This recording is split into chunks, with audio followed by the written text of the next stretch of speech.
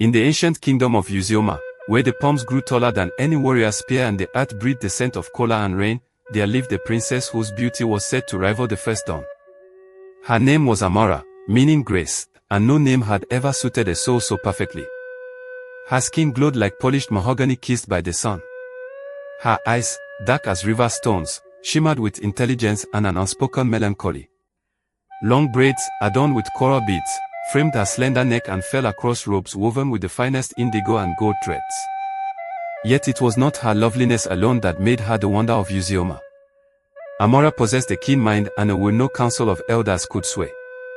She spoke with gentleness but held her convictions with iron resolve. From childhood, she had declared she would not marry for status or wealth.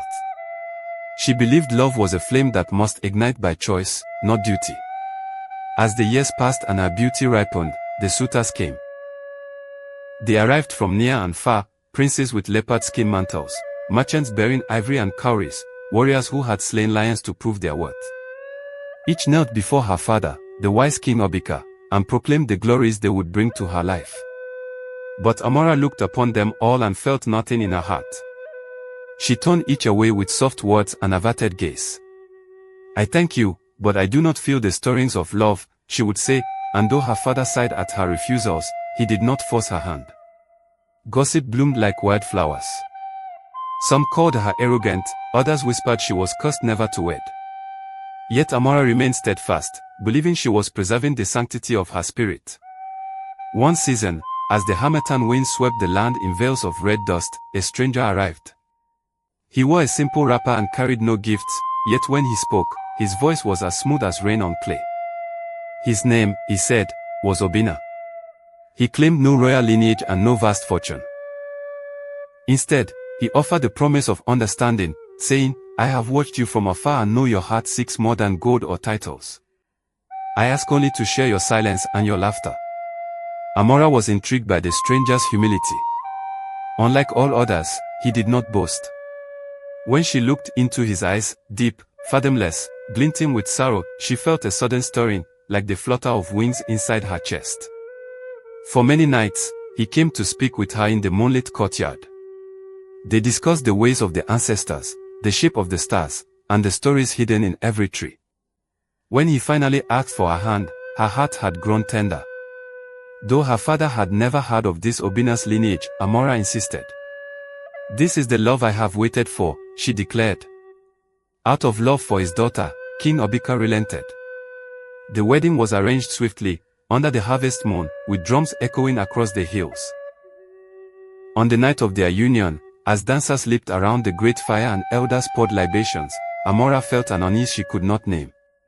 Obina's hand, clasping hers, was cold as river stones at dawn. When he spoke the vows, his breath chilled the air. But her heart, aching to belong, ignored these omens. After the wedding, they withdrew to the bridal hut woven from raffia and sweet grass. There, as the last embers of the fire glowed, Obina revealed his truth. His gaze grew deeper, endless, and his skin faded like mist in the morning sun. "Beloved," he whispered, "I am not among the living. I am a wandering spirit, bound to this earth by longing. I have loved you since the first day you walked the forest path, but no mortal eyes could see me until your heart opened." Terror coursed through Amara as she realized she had wedded a ghost. She tried to flee, but the doorway dissolved into shadows. His sorrow pressed upon her like an unseen weight. Each night, she lay beside his incorporeal form, unable to feel warmth, unable to feel truly held. Each day, she watched her reflection grow wan and her smile wither, for she was bound to what no living woman should be bound to. As moons turned and the harvest came and went, Amara's regret grew into a constant ache. She yearned for the suitors she had spurned, not for their wealth, but for the simple humanity she had never valued enough. The kingdom whispered of the princess who had vanished into her hut, who no longer walked the village paths or laughed by the river. Her father prayed and offered sacrifices, but no priest or diviner could break the union.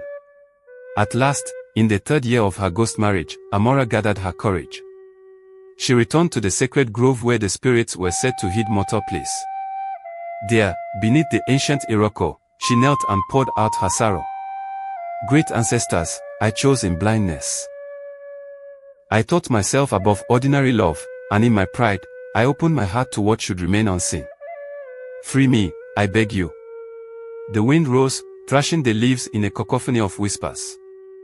A voice, soft and mournful, spoke in the darkness. Your choice bound you, child, but your remorse unbinds you. A cool breath swept over her, and when she opened her eyes, she was alone.